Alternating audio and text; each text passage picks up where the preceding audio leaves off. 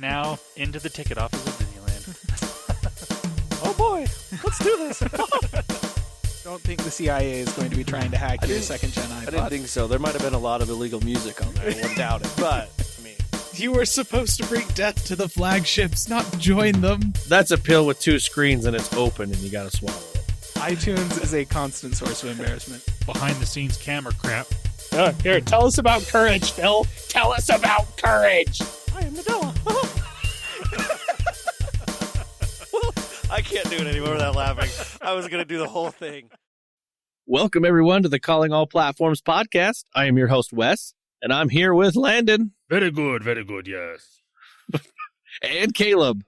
Hi. And we are very good, apparently, yes? Very good, yes. Very good. Very good. Hey, we're here to talk all things tech this week and everything else that might not be tech because not a lot's happened. That's it. It is the slow time. It is that season. Actually, that season has been going on for a very long time. I was going to say it's going to be all quite... of the phones. It's been slow for me. It's been slow for Wes. Landon has like a giant pile of phones like every week. Yes. Come on, this isn't fair.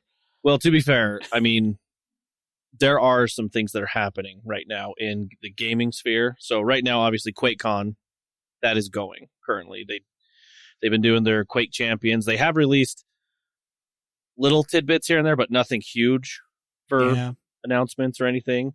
I'll tell you what. Let's kind of. I'll start us off here. I'll get into this instead before getting into Microsoft and gaming. I just thought this was interesting. Let's talk about Walmart, shall we? Really? Did you guys know that Walmart has now partnered with Paramount Plus? What? Yeah. So if you, listener, if you are actually a Walmart Plus subscriber, you get Paramount Plus for free on your subscription. See, this is what happens when one company owns Vudu, the other company is Paramount Plus. Yes. Because nobody has either of those, so they have to try and do something to get people to use them. I totally forgot that Vudu existed, to be honest. Yeah. Ever since. You said that, and I was like, and everybody Vudu's else. a thing.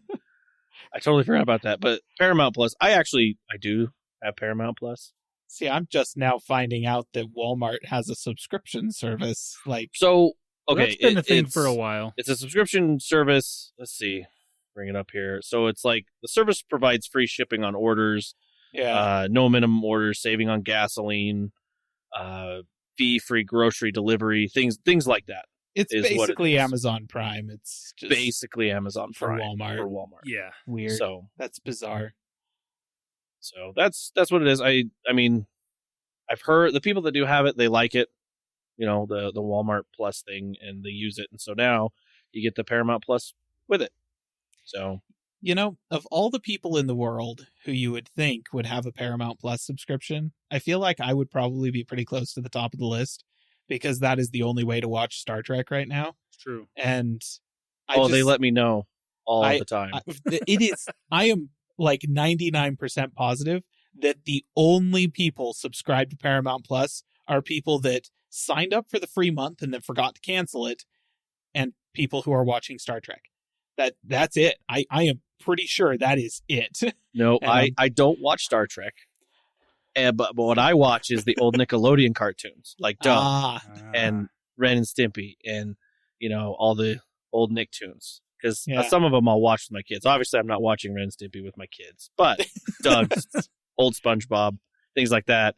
I'm like, oh, I remember this. What do you guys think? Just kind of, it's interesting because I want to get like their perspective on certain things. And it's kind of fun to be like, hey, what do you think of this? They really like Doug.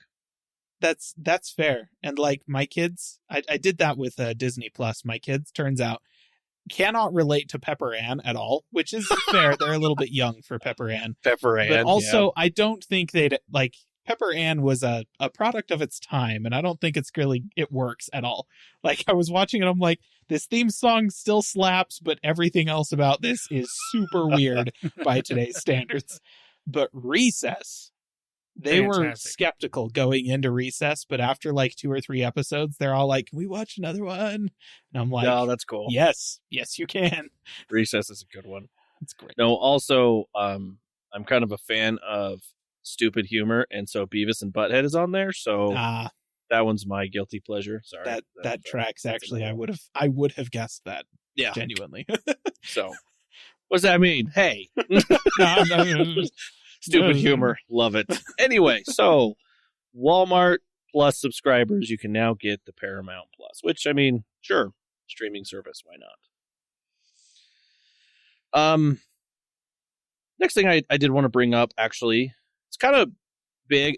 It does have a little bit of gaming, but it's like all media. I thought this was interesting. So we've talked about Embracer Group on here. Embracer Group, dear listener, actually it is a big company that owns a lot of different companies. So, for example, there is a lot of gaming companies they own. One of the most recent things they bought before the thing I'm about to say was Gearbox, which is the Borderlands series and things like that. They also own Dark Horse Media and all the comics there. Coffee Stain Holding. I mean, once we get into that, there's like 3D Realms, like huge, so much money and so many Saber Interactive, bunches of stuff here, which then from there is like even more like THQ Nordic, huge, just everything that they own. I think they actually just bought. We talked about was the Tomb Raider from Square Enix, all their stuff. They bought that. Well, they just made another huge acquisition, which threw everybody off. They bought all the rights to the movies, the games, and all media and television stuff for all of J.R.R. Tolkien's stuff. So Lord of the Rings, The Hobbit, the movies. So Warner Brothers doesn't have that anymore. Yep. And what's interesting, Amazon is making a TV show. Yep. And so of this, but so there's a lot of weird things happening with the Lord of the Rings and going to Embracer Group. I've got to say, just given the stuff that I have seen in terms of like fantasy series on Amazon Prime that they've produced and stuff like that, like the Wheel of Time and whatnot, I was never super hopeful that we were going to get more than one season of this Lord of the Rings show, just because Amazon seems to be bankrolling stuff based on flashy presentations from the showrunners and not any kind of confidence that the showrunners actually know what they're doing. And that True. That shows. It shows. Like, it's not that the shows that they're making are terrible. Like, I don't want to, like, there were good things about the Wheel of Time show. Plenty of them. Things that I really liked and appreciated. There were also a lot of problems and very concerning things and decisions that were made. And so I was never super hopeful we were going to get a good first season of the Lord of the Rings show to say anything of a second season. But now I'm even less confident that we're ever going to see a second season because, like, yeah, technically everything that was previously licensed to be done for Lord of the Rings is still happening. Like, that show's gonna release, that's not changing. But now Embracer Group has the ability to just be like, oh, we didn't like the first one, so no, you don't get rights for a second show or a second season. Yeah. So that's wild. And I'm just glad that I have the extended edition of the trilogy on DVD and Blu-ray, and I don't need to worry about it, True. So well, I just thought this was interesting. Just and like they bought everything, even up to 2009 Electronic Arts Games, the 2003 Sierra Entertainment adaptation, which actually is pretty good. Yeah, if you haven't played that, well, even the MMO that's going, like all that. Yeah, that was, I think it was from like Turbine. I mean, just everything. The trading card game, like it's theirs, everything. Yep. That must have been such an expensive. Did you see a number of what they had to pay for it? I haven't seen anywhere anybody's been. They said they're in talks of getting it, and I was looking, and they didn't have a distinct number on the stuff I was looking at. but Yeah. it's got to be like $1 billion. It's got to, like, honestly, this feels like just with the brand recognition that the Lord of the Rings commands, and just honestly that the name J.R.R. Tolkien commands. Yeah. I feel like this is honestly going to be in like the $20 billion range. Like, it feels like it should be that big. So I don't know. We'll see. Let's see. I'm going to do a quick search, see if it actually like. Yeah, the stuff that I saw, I never saw a number for that anybody was talking about. I didn't look super hard, but I mean, just as they acquired rights, I'm not seeing yeah, like a number. they may not have released that. Still, that's. I don't know. What do you think? I mean, I don't know. I guess I really like the series, and I wasn't too hopeful on this, like you were saying, either on the Amazon thing. And it's like, I don't know. I think it's fair to say that the Lord of the Rings trilogy is among the best pieces of cinema in the history of the planet, and probably will continue to be among the best pieces of cinema forever. Like, I don't think that movie making is ever going to get significantly better than that. You know? Like, other stuff will match that. Other stuff will be that good, but I don't think anything is really better than, it's just so well done. And I feel like that sort of thing is rare. Like, that is such a perfect storm of events and people that are involved, companies that are involved, like the producers and the directors and the writers, and everybody has to come together in such a perfect way for something like the Lord of the Rings trilogy to get made. And it's so rare that even when you have most of the directors and the producers and the writers come back and try to do it again, you get the Hobbit trilogy.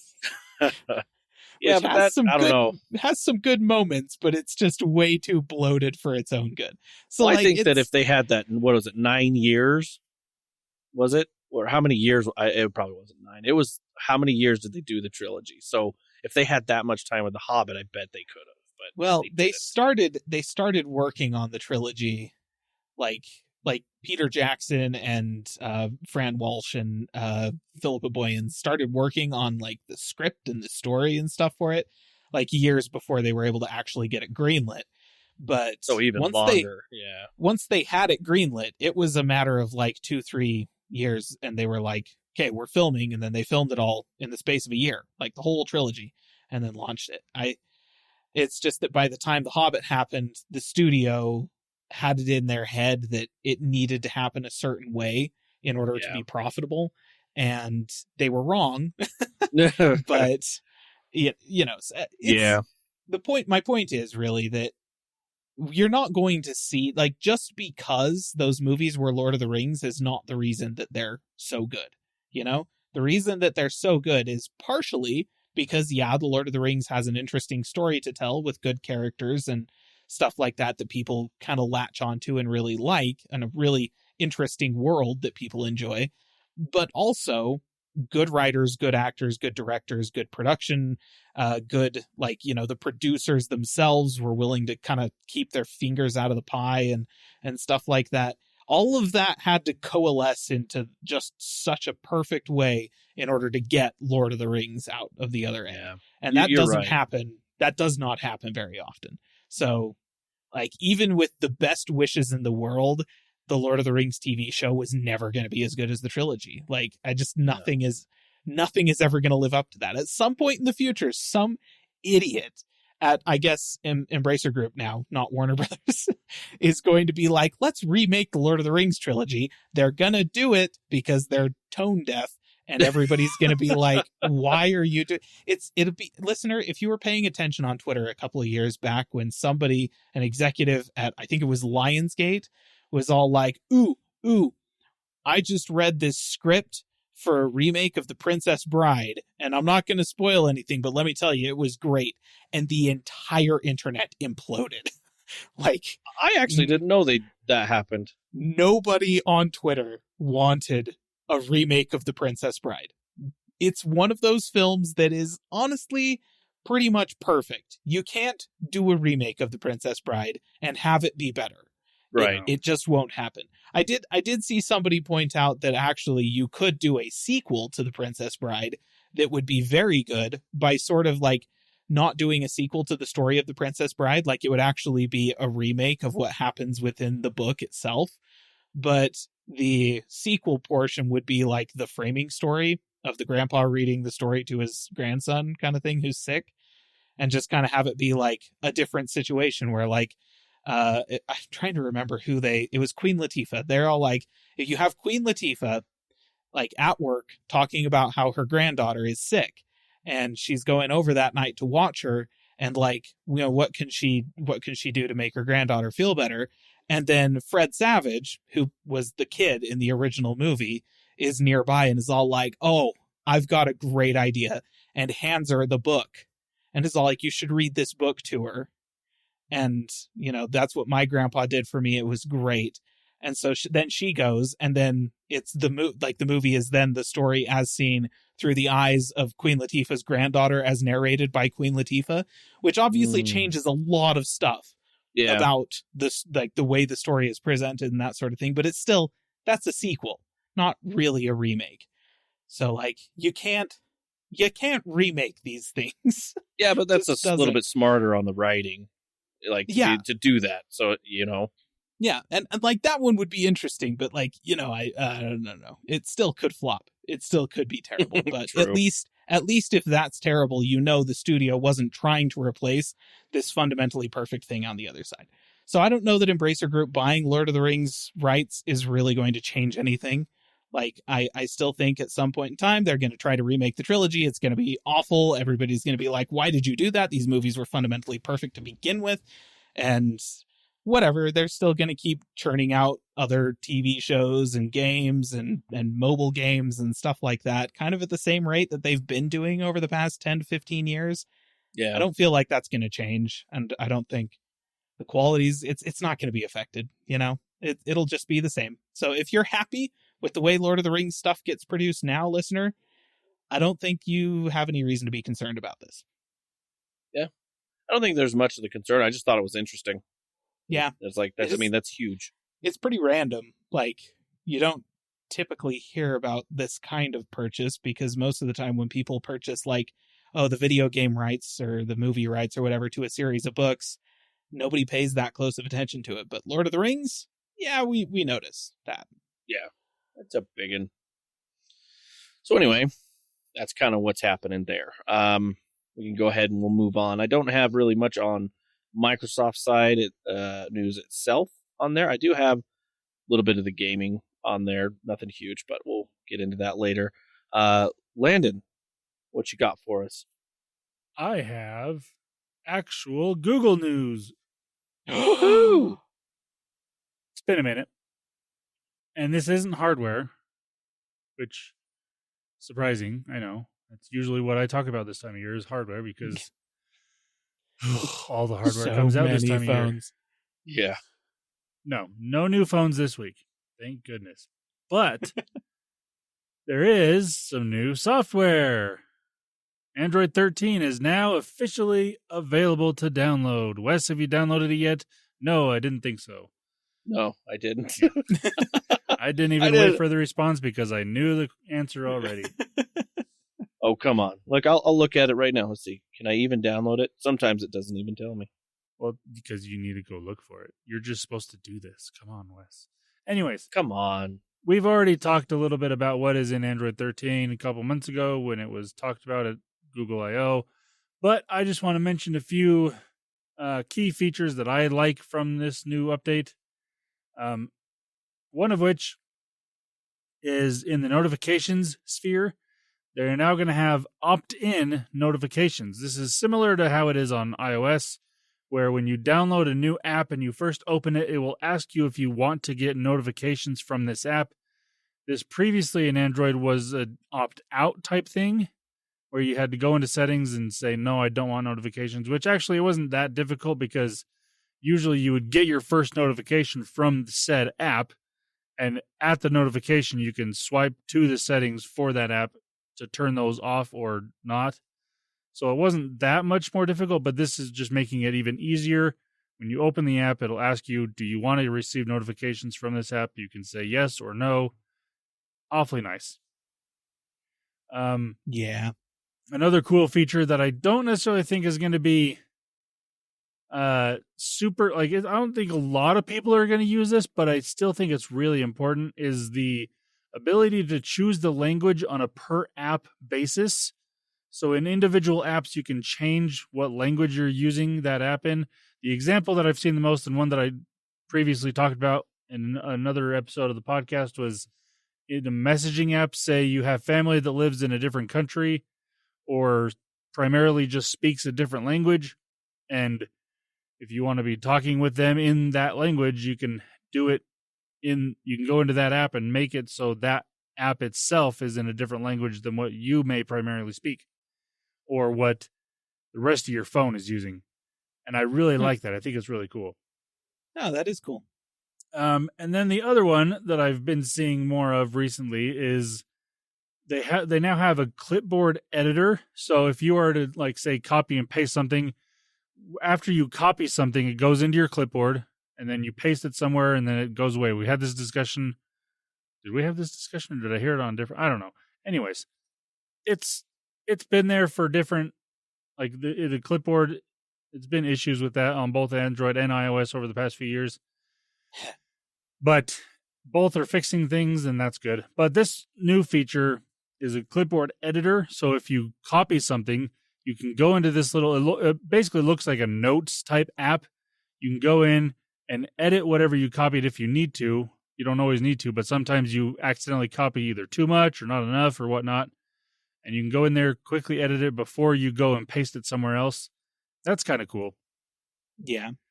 But like I said, this is now available to download on your Pixel phones, and it will be coming to other phones a lot sooner than than other Android versions have in the past. But still keep an eye out. If you're not on a Pixel phone, maybe go and look to see when your phone is supposed to get it. Most of these manufacturers do have time frames posted for their main phones already of when this will be available. It's not a huge update. There's nothing like, no major changes in my opinion. It's all a lot of just small little fixes, and I think that's fine because we're kind of at a point in both iOS and Android where we're not going to be getting a lot of big changes here and there unless it's like a major, like, user, like the whole interface kind of change, like the look of it changes basically. But the usability of things are not going to change that much. It's just going to be just little tweaks in here and there to help with bugs and help with just ease of use and stuff like that. Nothing major. And that's, I think, fine. Yeah. Yep. All right. And with the new Android version comes a new Android statue.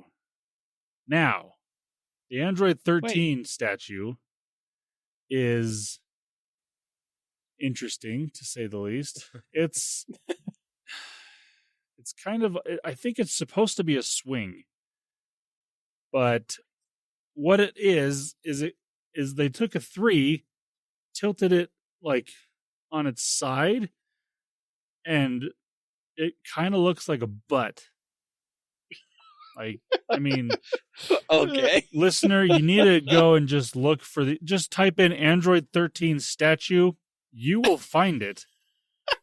And it is interesting. There's not a dedicated 1 anywhere. It just looks like a 3. It's like they took a statue from Android 3, 10 years, however many years ago Android 3 came out, and just tilted it on its side and made it into a swing. And it just doesn't, it's not, whoever approved this had to have been doing this as a joke, and it just happened to get through. I don't know. And you thought that Google weren't the silly ones anymore. I'm just going to go ahead and say that given the position of the droid's head, you could say but. I think that's actually a bit of an optimistic interpretation of the overall appearance of this thing. It could be something else as well. I feel like you draw a couple of different lines there just with your head, and that is not a butt. Yeah. That is something else. And that is... Really? Did nobody look at this? No executive anywhere in the company looked at the drawings for this and went, Obviously not. No, they're all, thinking we're mature, but we're not. No. Let's be real. Oh, come on. Wow. I mean, honestly, if you're working at Google or any of these tech companies for that matter, they have to have they had to have done this on purpose. They're just as immature as we are and everyone else is. So I mean, whoever designed it knew what they were doing. I'm confident of that. Whoever approved it, I'm not sure, but well, that's what I'll say. Yeah. I mean, listener, like I said, go and just search for Android 13 statue. You'll see it, and tell us what you think it looks like. 'Cause, I mean, there's a few different options to choose from. 13 is not one of them. Nope. I mean, you might be able to think of 13 things, but the number 13 is not an option. All right. Now, something else that I wanted to mostly just to bring up to have discussion potentially about is Google they've launched another little ad campaign type thing or kind of making people look at Apple in certain ways about messaging. And I mean, Google has done this for the past couple of years, but they've kind of put another push to it, trying to get Apple to implement RCS into their messaging system rather than using SMS, which I understand to an extent because SMS is a really old technology. It's not secure. And with Apple's big thing being all about privacy, you would think that they would be a little more on board with something like RCS. Now, I will say this as well. RCS isn't the most secure. It's not as secure as iMessage or like WhatsApp or even Facebook Messenger maybe not that. That's a bad example. I mean, it's secure. It's just only one company can read everything that you send, and that's Facebook. That's true. But RCS is definitely still way more secure than SMS is. Yeah. And it has some of the same features that you would get with iMessage. Like you can you can react to messages. You can have read receipts. You can see if someone's messaging you, all these little things like that. And that'll work cross-platform. So, I mean, you get some of the iMessage things, but obviously you don't get all of them. And that's what Apple's big thing is iMessage. And there's a lot of people that stay with iOS because of iMessage. Yeah, RCS is, it's an iterative update of the concept behind SMS. And, it allows a much larger bandwidth of information to be sent. And it allows for a much broader array of message metadata to be attached and stuff like that can be used to facilitate a lot of the chat functionality that we have come to expect from messaging services over the years. And I think that it's fair for Google to have this standard. And I think that it's fair for Google to try and get Apple to use it. It's understandable. And I think that you can make the argument that Google is doing this primarily to improve the quality of life in terms of messaging for all of the Android users out there. And simply by implementing it themselves, just so that Android phones are using it, that's already a big improvement in general. So that's good. And I don't begrudge Google doing this. I don't think it's a bad thing. There are a couple of things about it that strike me as really funny and kind of a waste of money, this whole ad campaign. The first thing being that right after they started this campaign, they released an update to the beta version of Android that actually broke RCS. Yeah. Which I thought was hilarious. It was a bug. They fixed it. The full released version of Android doesn't have that issue, but it did crack me up to see that because it was literally a day or two later. Yeah, that was funny. Oh, Google, your timing. That was perfect. And the other thing is they're kidding themselves if they think Apple cares. Yeah. Yeah. I mean, what they're trying to do, obviously, is try to get the public opinion on their side against Apple. And in some ways, it's starting to lean that way. It's still going to take a long time before you really get any headway in that department. Yep. But I think, I agree with Google that I want Apple to do something. I don't necessarily think RCS is the thing they need to do. What I really want to see is Google and Apple come together and develop something similar to RCS, but that might be either better or more secure, something that they can agree on and just make it work. And then if they were to do that, the carriers they wouldn't, they probably complain about it. I mean, they complained about RCS initially, but they started using it. But I mean, this is really only a major problem inside of the US for the most part, because outside of the US, most people aren't using iMessage. They're not using Google Messages. They're using WhatsApp. They're using WeChat. They're using Facebook Messenger. They're using things like that. They're not using the default messaging services on any phone, because that's just not an issue outside of the US. For some reason it is here. I don't know. But yeah. I mean, I want to see something improve in this department, but I don't necessarily think this is going to be the way that it happens. Yeah, I agree. I think that the likely long-term outcome of this is that Google and Apple and probably some other, interested companies will get together. They'll put together a standard, some kind of open standard that will then be adopted by both of them. And then we'll see that in iMessage. We'll see that on Android, and that'll be the end of it. I'm guessing 10 years, maybe 10 years, if we're lucky, that we might see something like that. And it will not be RCS, because by that point in time, RCS will feel as antiquated and garbage as SMS does now. Yes. So, I'm sorry, Google. I suppose your public opinion campaign has to start somewhere, but you are going to be fighting this fight for a very long time before Apple is going to be swayed at all. Because I'm not sure if you've noticed, Apple doesn't care that much about the public opinion of them as a company or their products. They kind of just do whatever the heck they want, and people buy it or they don't. And sometimes they don't buy it, and you end up with, like the Pippin, and other times they do buy it and you end up with the iPod. And neither of those things were things that people asked Apple for. They just weren't. Nobody went to Apple and was all like, hey, make us a game console. But they released the Pippin anyways, and it was trash. And nobody bought it, and they stopped. They'd never made another one.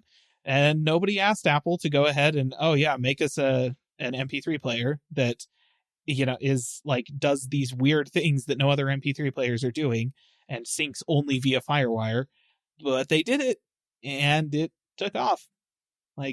Saved the company from bankruptcy kind of takeoff. So, yeah, good luck, Google. Yeah. The only hope that I do have is Apple has started, over the past 5 or so years, they've started to open up more, at least on their end. Their software is becoming more, not open source by any means, but it's becoming more available to outside of Apple, the Apple ecosystem. You got Apple Music on Android, you got Apple TV everywhere, you got things like that. And they're starting to play a little bit nicer with other companies, mostly by just allowing their software to be used on other things. So, I mean, I could see this happening down the road, but like Caleb said, it's going to be a while. I do wonder whether Apple's response to this might not eventually end up being, screw RCS, and they launch an iMessage app for Android. Would that not be the biggest FU to Google? I mean, yes, it would. But unless there's a way for them to benefit from that, it's not going to happen. They'll monetize the stickers. So currently, you get stickers and stuff to attach to messages inside of iMess, inside of messages on an iPhone, via downloading apps that have those included, right? There's no separate app store for them or anything like that. But if Apple built an app store for that and sold those sticker packs at $1 a pop, you bet your butt they would make some money off of that. And they might do something like that. Yeah. So I think it's going to take either Phil Schiller dying or retire, or leaving the company. Yeah. Even then, it would probably take him not being on this planet anymore for that to happen. Because Maybe they'll he's send the him to main space, you know? he's the main one behind keeping iMessage on iOS and the Yes. way it is. Because I mean, we learned this a few years ago in the I think it was because of the Epic versus Apple thing. That's where we got those emails from, and it was Yep. Phil Schiller saying, "No, iMessage is a lock-in for iOS. Yeah. That's what keeps people Like- here." Like you said, I feel like he has been losing that fight inside of Apple slowly as time Yeah. has gone on, because we do have Apple Music is available on Android and other platforms, and even to the point now where you can download on Windows an iCloud app that will let you use like Yeah. your basic iCloud, like cloud storage functionality and stuff, just the same way as you would Dropbox or whatever. So like he's losing that fight, and we'll see. But it does. Now that I think about it, it does actually kind of strike me that before they will break bread with Google, Apple will just launch iMessage on Google's platform and with its own integrated app store or something like that. Like, oh my gosh, that's what they're waiting for. They're waiting for the legislation that's going to come down the pipe that's going to force them to let other people put third-party app stores on their devices. They're going to like lose revenue because of that, right? But they're going to fire back by launching their own apps on Android that will include a third-party app store that will let them take revenue from the Android user base. Holy crap. I'm calling it now. That's what's going to happen. And Honestly, iMessage will be one of those apps. That wouldn't shock me at all. Oh, Yeah. man. That's funny. But yeah, I think it's an interesting topic, and it's something that needs to be discussed. And I like I said, I just don't see anything really significant happening. Happening? Yes, so that's the word. Anywhere in the near future. Yeah, So that's yeah. fair. But anyways, that is all of my tech news. But Wes, I have some gaming news. Whoa. Well, that's good to know. And guess what? It's even What? Google gaming news. And Google guess does what? gaming? Stadia's still a thing? Guess what? It's not Stadia news. Oh, of course it's What? not. It couldn't be. No, well, okay. It is Stadia related. I'll say that because they kind of fall into this. But I wanted to mention that inside of Google search, if you were to search for a game, well, first off, I want to say if you say you go into Google search and you search for a movie or a TV show, right now it'll show you where it is available to watch that movie or TV show. So now Google has implemented this same feature, but for games, and where you are able to stream said game. So if you want to go search for whatever game, it will tell you if it's streaming on Xbox Cloud Gaming, on Luna from Amazon, or GeForce Now, or Stadia. It's not, like, from what I understand, it's not showing any preference to one or the other. It's just showing all of the options that are there and have a link to go to that app and start playing the game if you want.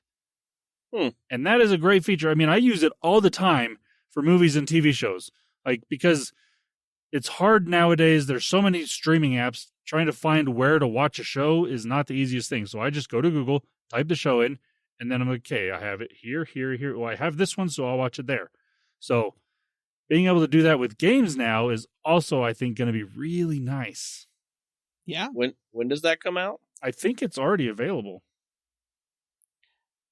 I mean, if it's going on live on google.com, typically those things kind of roll out slowly. Yeah. And it depends on when your local DNS server has been updated with Google's latest and whatnot.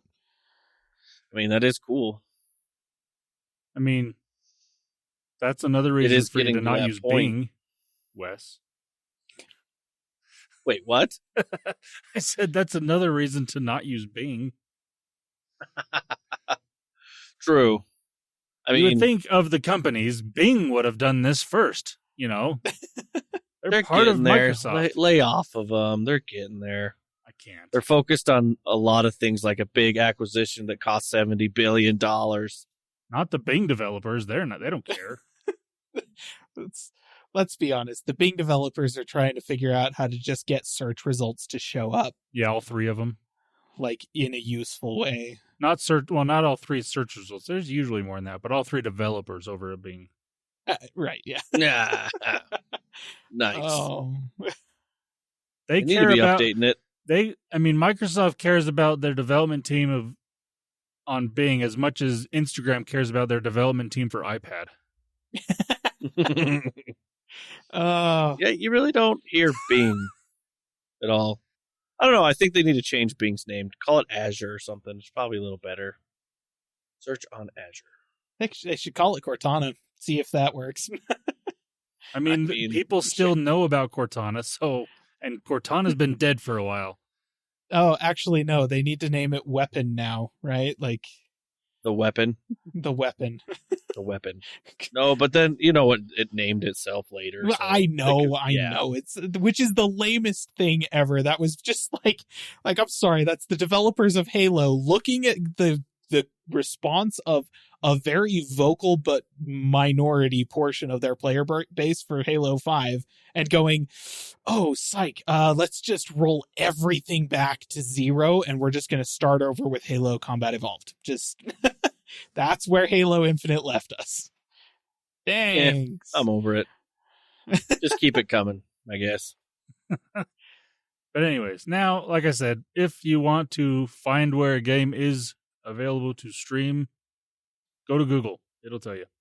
Like Halo, if you want to, you can go Google that. Well, what? Well, hold on. Okay, No, Steam doesn't have a streaming cloud thing, right? Or does They it? don't. No. Okay. They do not. I was going to say that would pop up because there's a lot of Microsoft games on Steam, so.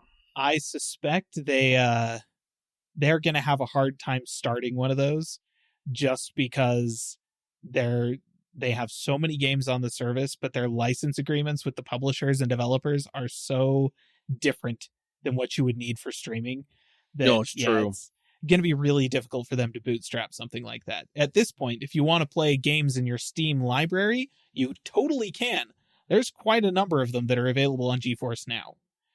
And you don't have to buy them again even, which is kind of nice. You just sign into your Steam library through GeForce Now and then you can play those games streaming. So that's if you do a Google search and it says this game is available for streaming on GeForce Now, odds are pretty good that it's available for Steam streaming. Like it's streaming through GeForce Now, but it's from your Steam library and you have to own the game in Steam before you can actually stream it. So gotcha. Yeah. Cool. That is cool though. With everything going streaming and cloud gaming and stuff, it'd be cool to be like, yeah, oh, I have this service. I want to try this game. I mean, yeah, more power to you. And I guess since Netflix does it, that'd be interesting for people to be like, oh, it's on the Netflix gaming thing. Sure, click. I mean, we're at that point where everyone's doing games or movies. Okay. So why not? It works. All right. Well, why don't you go ahead and Caleb, why don't you go ahead and tell us what you want to talk about? All right. In terms of tech news, listener, I'm not sure if you gathered at this point, but things have been pretty slow. So I'm just going to give you a quick rundown of when we're expecting to have actual news, for instance, about, say, processors. Let's talk about processors. We're going to have launches from both AMD and Intel. And I guess Apple too, but we'll probably see more about that at their iPhone event at the beginning of September. So AMD is none of this is official. None of these dates are official. These are just reports that have been coming out from leakers and whatnot, just stuff that's internal to the companies. AMD is reportedly going to be announcing their Ryzen 7000 chips on August 29th, which is just over a week away from right now as we're recording this on the 21st. Intel is reportedly going to be unveiling their 13th generation processors on September 27th. And in addition to all of that, Psych, AMD has reportedly pushed the Ryzen 7000 announcement back to September 27th. So I'm guessing that the conversation that resulted in that specific date for AMD happened before the leak from inside of Intel saying that that was the date that they were going to be doing theirs. And I'll bet you money as soon as that came across the AMD executive's desk, they were like, hold on, let's revisit the date that we talked about before, because let's not do it on the 27th. If they both end up doing their launch events on the 27th, they'll probably be at the same time, 10 a.m. Pacific, because that's how all of these tech companies run, especially, you know, the ones that are based on the West Coast. So, I don't know what that'll look like. It'll be really interesting, though. Right.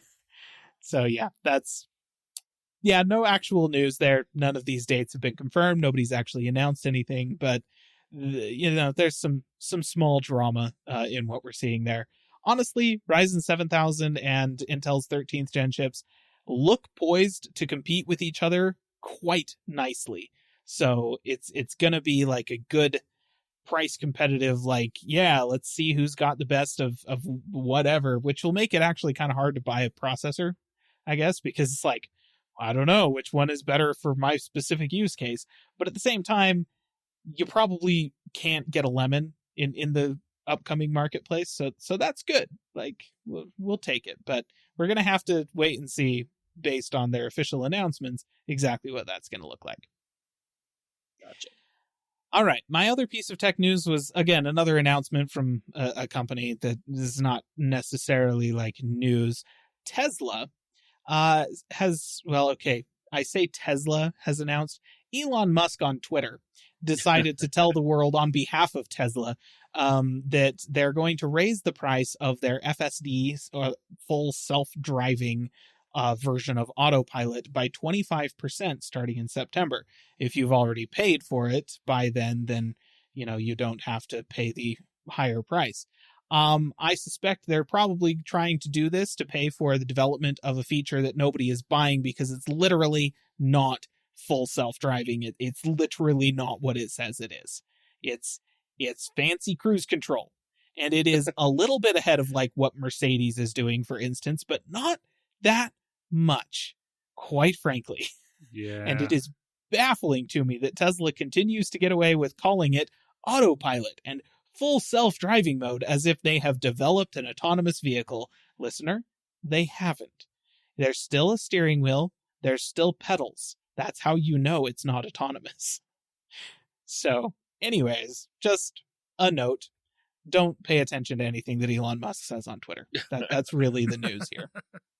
Don't do it. Or you can pay attention to it. Just don't really take much of it or any of it right. seriously. Yeah, don't believe it. It's good for a laugh occasionally, but don't believe anything he says on Twitter. That's fair. I mean, that's been the case for like, what, 5, 7, 8 years? Pretty much as long as Twitter's been in existence. Yeah, no, that's true. Especially when he says he's going to buy Twitter. Don't believe that, because apparently. So, I mean, to be fair, I mean, it's anyone in that type of situation that is on Twitter that says stuff like that anyway. Yeah, basically just don't take anything a billionaire says at face value, ever. Yes. Let's be real. They do not live on the same planet as you. And shortly that may actually be the case too. Which honestly might improve things like a lot here. So I don't know. So yes, that's my tech news. Yeah, I've got one other item of gaming news, but you know, I'll hold on to that. No, go ahead. Go right into it. Let's start our gaming segment. Actually, Landon already did, but hey. I'm going to hold on to that. You get to go first. I know. I was just messing. Okay, let's get into this. So, like I said before, right now, Quakecon is kind of going on. The big thing for this week that's going on is basically sales at the moment. There hasn't been big announcements. They have announced like certain perks if you are a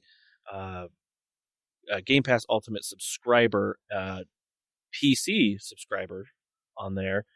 The perk that you actually get for the PC is the Quake. I was trying to bring it up here. I can't remember what it's called. The Quake Champions. You get the Champions pack, so you get all the characters unlocked. So I thought that was pretty cool. That's the new iteration of Quake with the Quake Champions that's going on. It's very just fast shooter. It's Quake that's happening, but normally that you'd have to buy characters. This actually gives you all the characters. So if you wanted to hop in and play some Quake and get destroyed by everybody, that's the way to do it. Instantly. Yep. So it's pretty cool. The next thing is another perk is if you play Elder Scrolls Online, obviously they're giving you cosmetics, certain pets and things that you can get on there too for your perks. Big sale, Quakecon sale. You can get a lot of games if you haven't.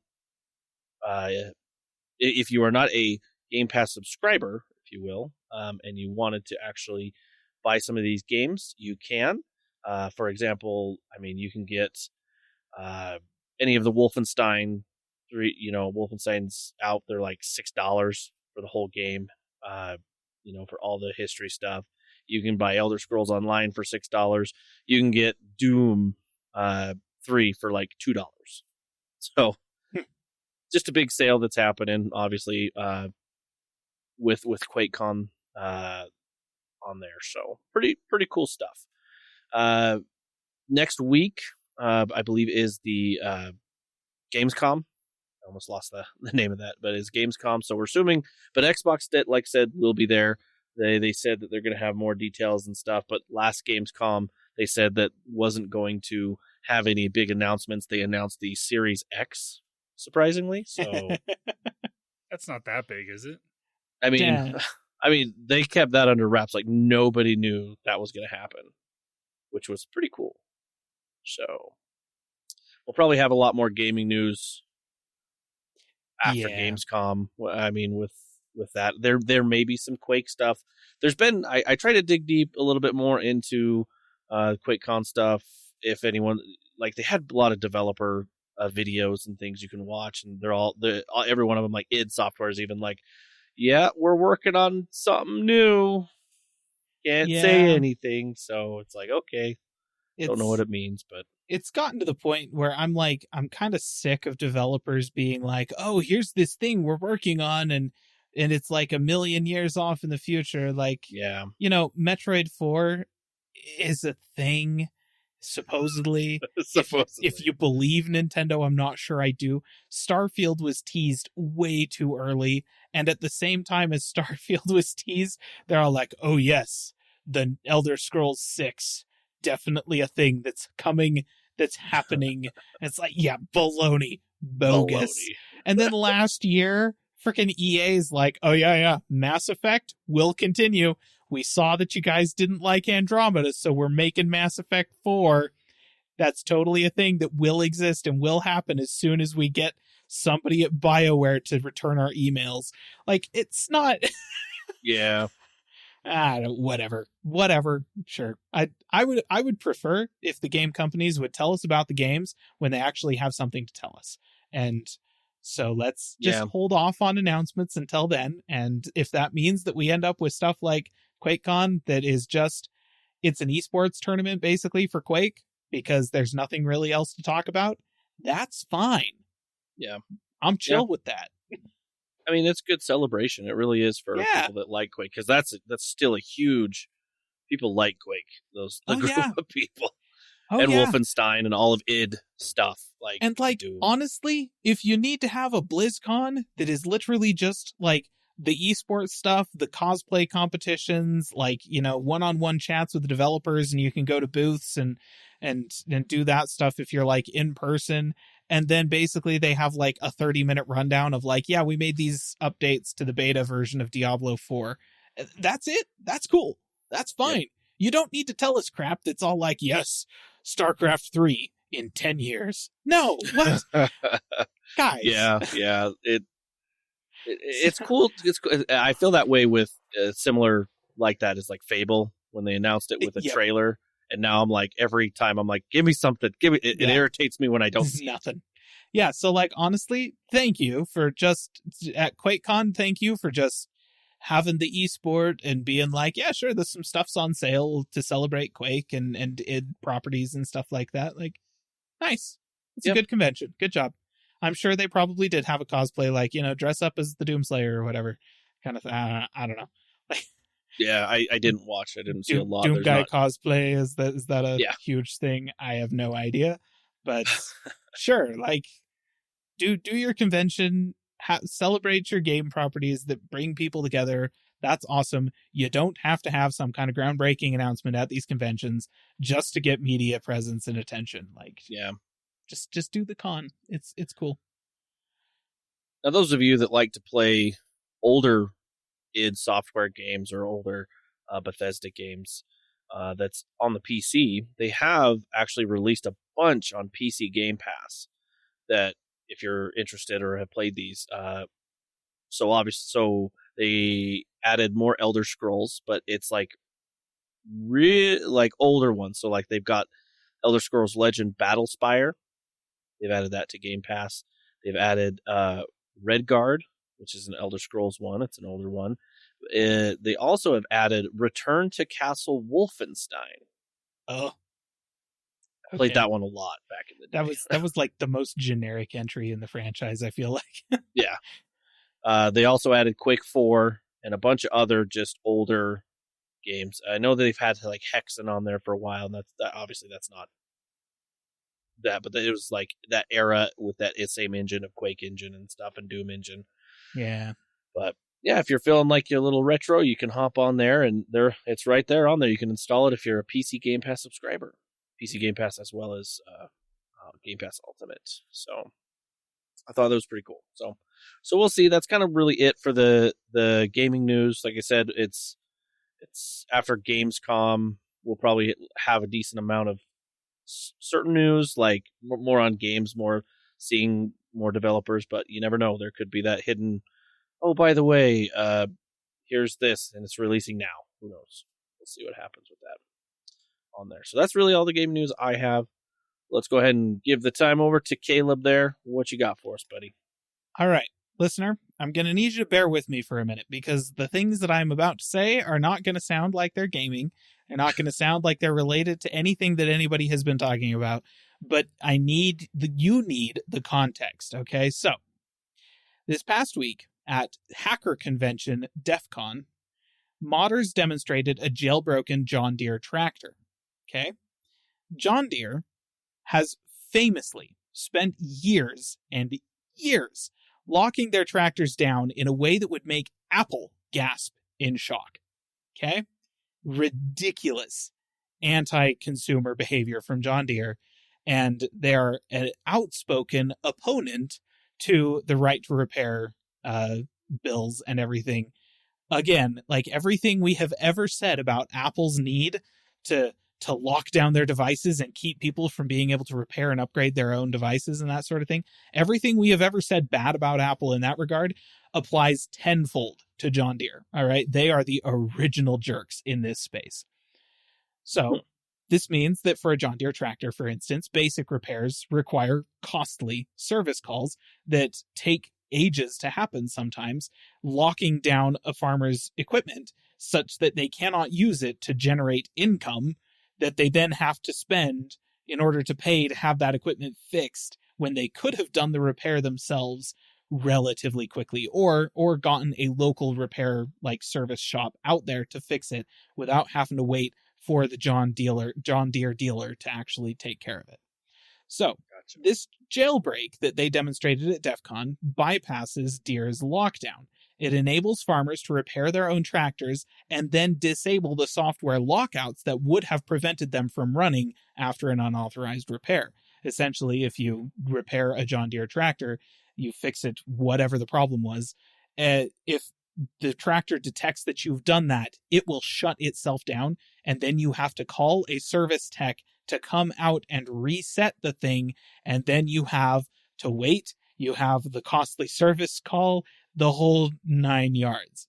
It's horrible. Everybody hates it, except for John Deere, who's obviously making a whack ton of money. Yeah. So at this convention, at the convention, as they demonstrated this, one of the first things that they did with the in-cab display that had been jailbroken was play Doom.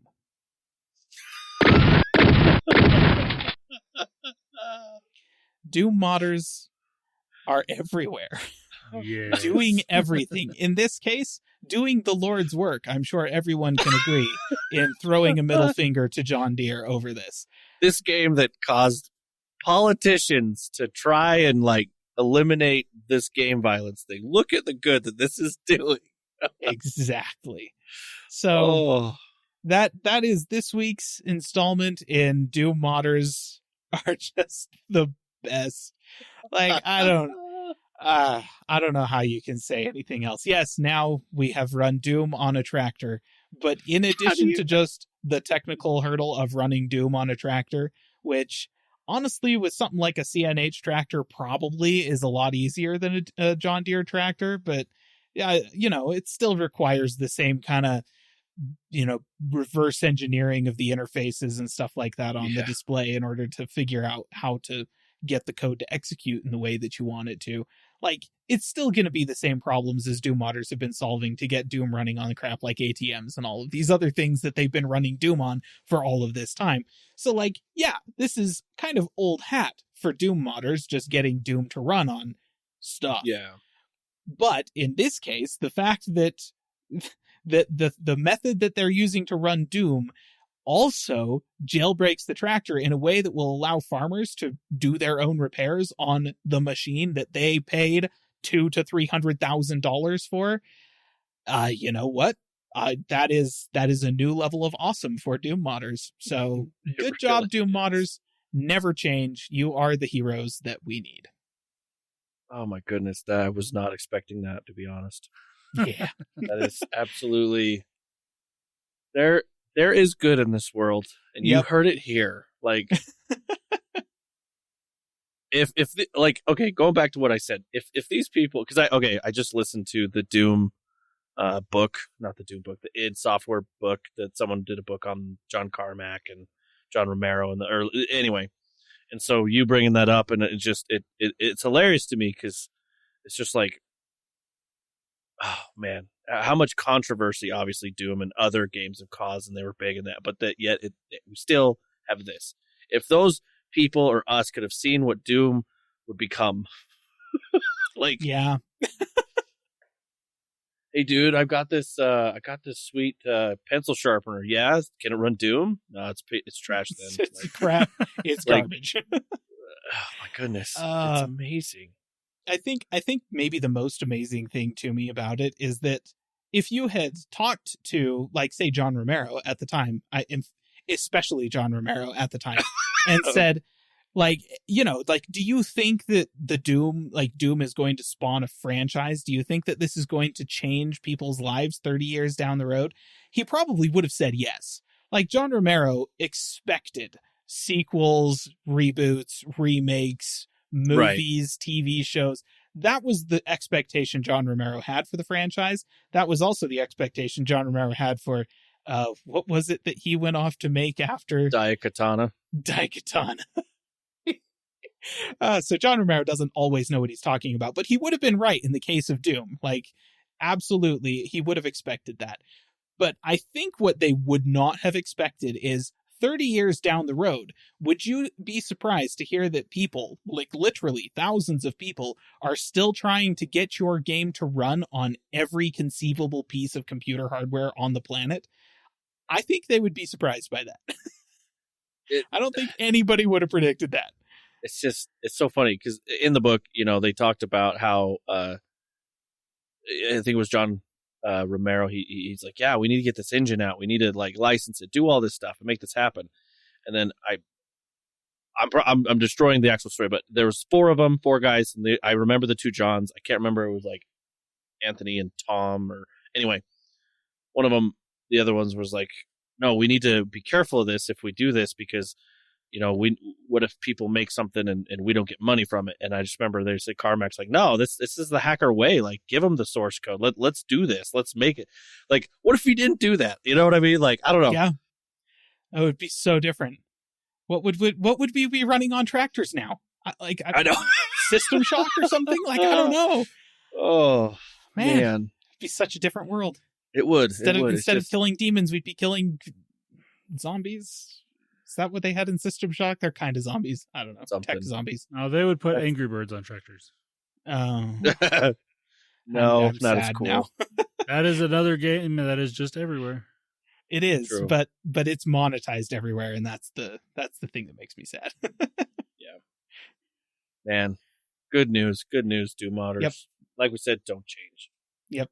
Good work. All right. I think that brings this episode to an end, unless Landon has one more thing that he was hiding from us.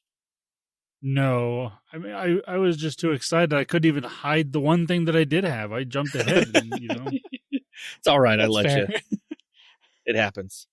All right. Well, dear listener, if you like what you hear, you enjoy the rants from Caleb, you enjoy the comments from Landon, and how terrible I am at a host, feel free, if you want to support us on Patreon. It would help out. It'd help us out so much, and it would be so awesome. And I would love for you to see the different things we have on the levels of Patreon. Go check out that page. It'd be so awesome. All right. Also, if you want to check us out, or I'm sorry, if you also want to see some videos, you can go to YouTube and check us out on there. You can also, if you want to get a hold of us, you can get a hold of us on our social media platforms as well. All right, dear listener, have a good week. Bye-bye. See ya.